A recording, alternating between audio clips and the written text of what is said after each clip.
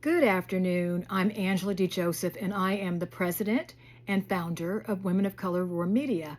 It is a nonprofit based here in San Diego, and I'm also the executive director of the Women of Color Roar Leadership Academy.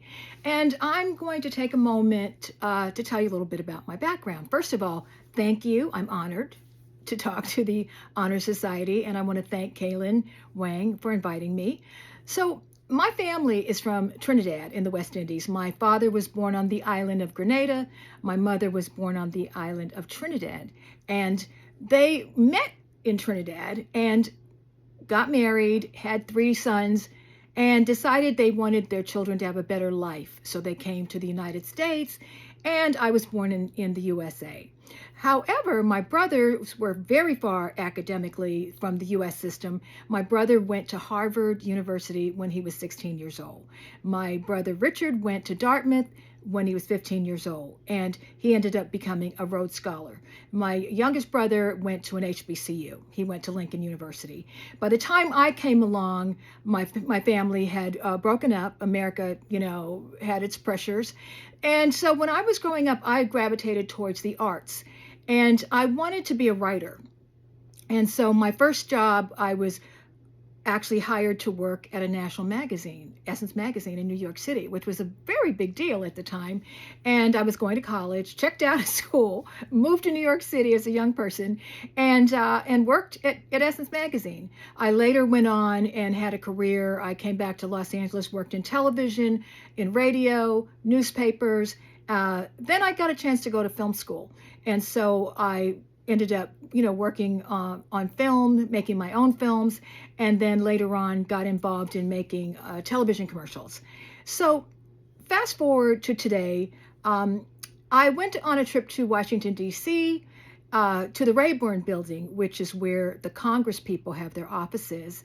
And I went office to office, and I did not see young people working in those offices that looked like me. And so I tried to figure out why was that. And I realized that two things. One had to do with access.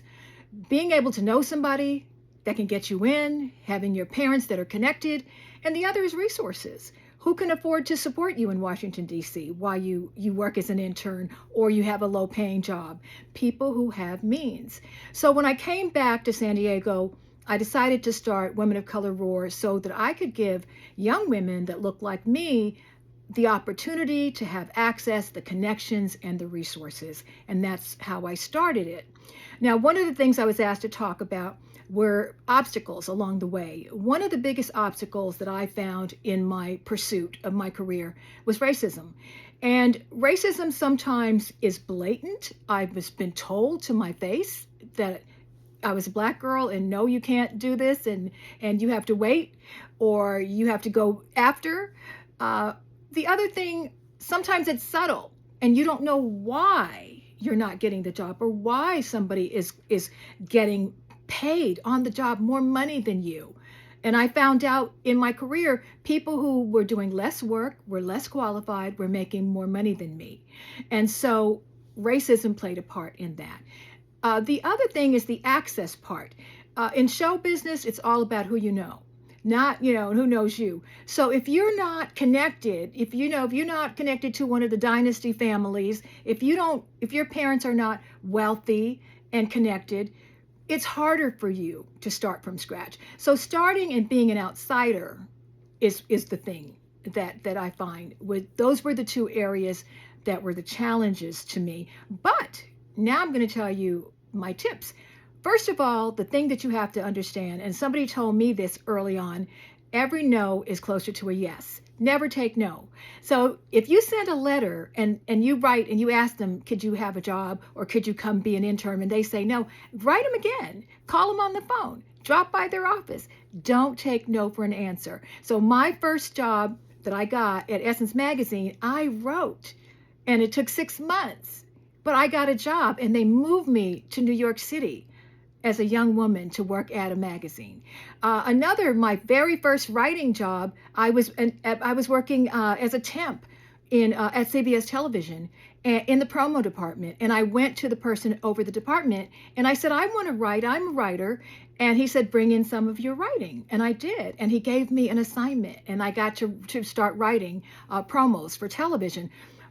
Preparation meets opportunity. So you got to be prepared, but don't be afraid to ask and ask again, and never take no for an answer. The other thing is getting mentors. So finding people in the field that you want to go to and asking them if you can come and meet with them.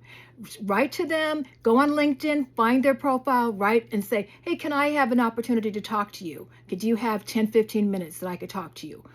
Go talk to them, pick their brain, go to the next person. Every field that you're interested in, you should go and you should find a mentor that can help you. The other thing is about education. Seek out the educational opportunities that are going to serve you.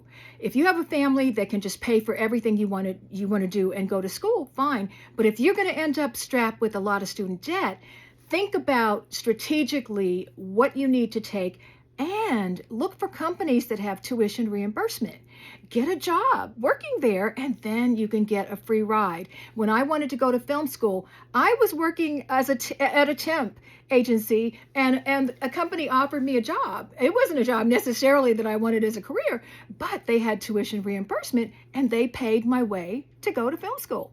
So those are my tips for you. And the main thing is that you're already on a path. You all are already in leadership positions. Stick with it. I want you to volunteer, get involved with legislators. So find out who your elected representative is in your area, call their office, ask to come in and meet with them.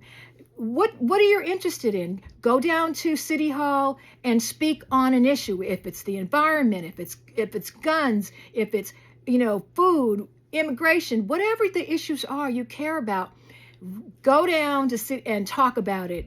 You can just fill out the paper and you get your time to go up and you have 2 minutes to pitch to the city council, whatever's on your mind, and just do it regularly. But get to know your representatives and make friends with them. And then also, as I said, seek out mentors.